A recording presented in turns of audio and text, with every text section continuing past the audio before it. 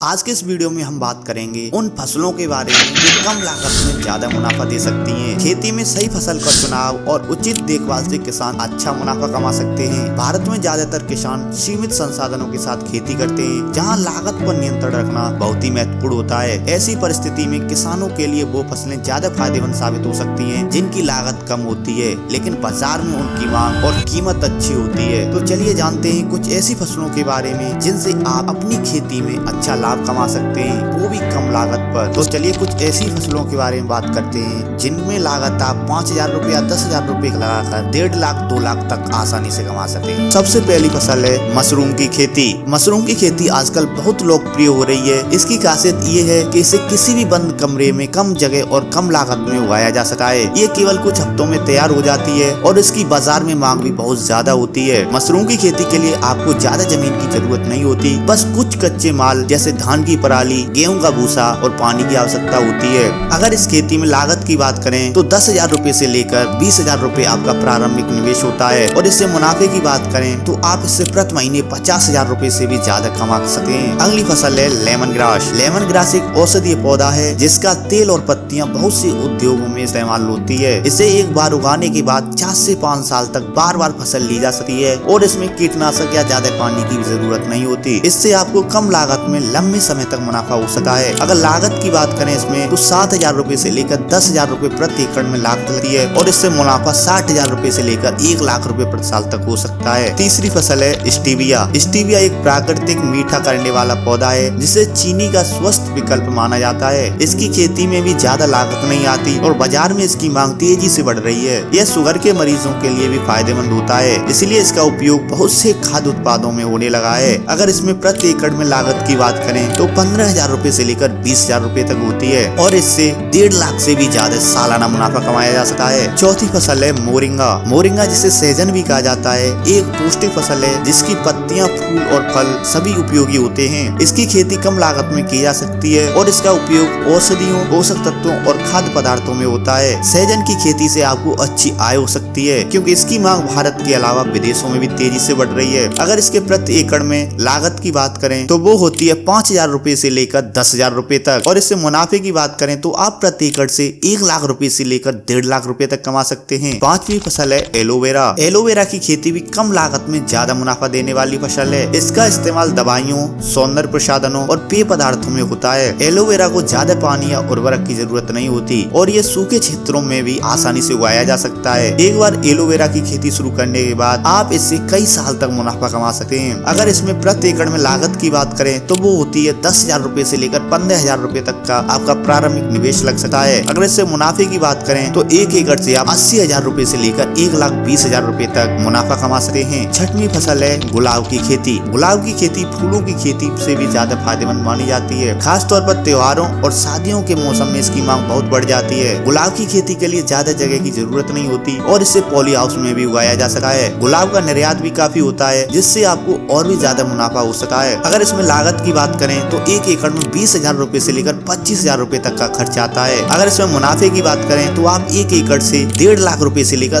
2 लाख रुपए तक कमा सकते हैं। सातवीं फसल है हल्दी की खेती। हल्दी की मांग पूरे साल बनी रहती है। इसका उपयोग मसाले, औषधि और सौंदर्य प्रसाधनों में होता है। हल्दी की खेती में ज्यादा निवेश की जरूरत नहीं होती लेकिन बाजार में इसका अच्छा मूल्य मिलता है। इसके साथ ही हल्दी का प्रसंस्करण करके भी आप अतिरिक्त मुनाफा कमा सकते हैं। अगर इसके 1 एकड़ में लागत की बात करें तो 15,000 रुपए से लेकर 20,000 रुपए तक खर्च हो सकते हैं और इसके मुनाफे की बात करें तो 1 एकड़ में 70,000 रुपए से लेकर 1 लाख रुपए तक का मुनाफा हो सकता है। आठवीं फसल है धनिया। धनिया का उपयोग हर घर में मसाले और हरी पत्तियों के रूप में होता है। इसकी खेती कम लागत में की जा सकती है और ये बहुत जल्दी तैयार हो जाती है। धनिया के बीज और पत्तियां दोनों ही बाजार में अच्छी कीमत पर बिकते हैं जिससे ये एक मुनाफेदार फसल बन जाती है। अगर धनिया की फसल की लागत की बात करें तो इससे 1 एकड़ में 5,000 रुपए से लेकर 7,000 रुपए तक का खर्चा आता है और मुनाफे की बात करें तो 40,000 रुपए से लेकर 50,000 रुपए तक 1 एकड़ में में मुनाफा कमाया जा सकता है। और 9वीं फसल की बात करें तो वो है सब्जियों की खेती। सब्जियों की खेती कम लागत में ज्यादा मुनाफा देने का सबसे आसान तरीका है। जैसे टमाटर, मिर्च, खीरा,